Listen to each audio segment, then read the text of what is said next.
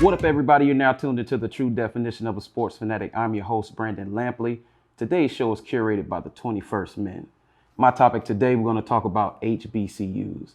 Now, because of what's going on, social climate right now, and Black Lives Matter and things like that, HBCUs have come back to the forefront. I mean, in the past, that's where our hub of Black athletes and basically Black Hall of Fame talent has come from. But in recent years, of course, our athletes have moved to predominantly white institutions. But now there's talk about our athletes going back home to HBCUs.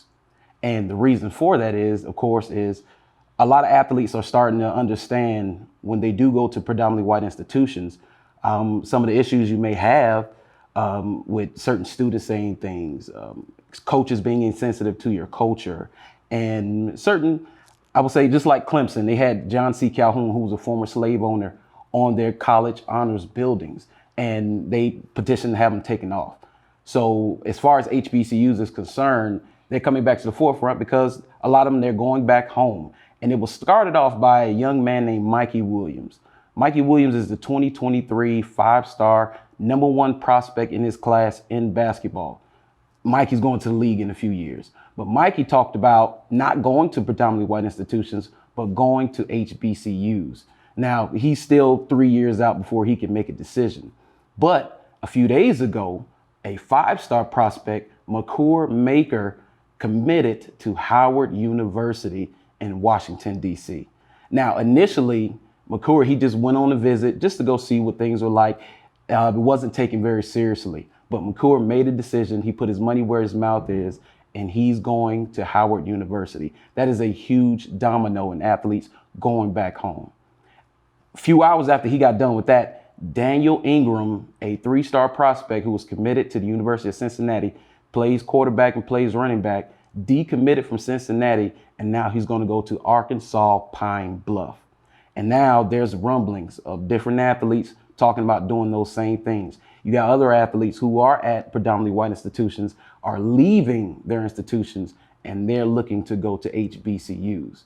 Now, back in the day, HBCUs is where the black talent came from because we simply could not go to those institutions. You couldn't go to LSU. You couldn't go to Florida. You couldn't go to Clemson. You couldn't go to Florida State.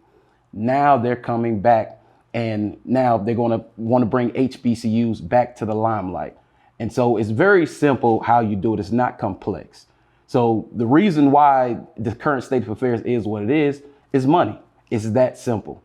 So if the top athletes go to HBCUs, TV contracts go to HBCUs, money gets funneled into those programs. You build those programs up and you attract better athletes. It's the same thing the predominantly white institutions had done. But because of what they had some of the best people, I guess, in the United States go to their institutions. And when they went to their institutions, they graduated, made money, brought money back to their institutions, built their institutions up, and made their athletics departments some of the top in the country. You have to do the same with HBCUs. But the young men and women who are going to choose to go to the HBCUs, it's all you have to do is choose, go, play, and ball out. Because if you ball out, they will find you. It does not matter where you go. You can go to Roast Beef Tech. You can go to Nowhere State. It's like Zion Williamson. Zion Williamson went to Duke, but he didn't have to go to Duke. Zion wouldn't played at the YMCA. He still would have went #1 in the NBA because he had a following before he got to Duke.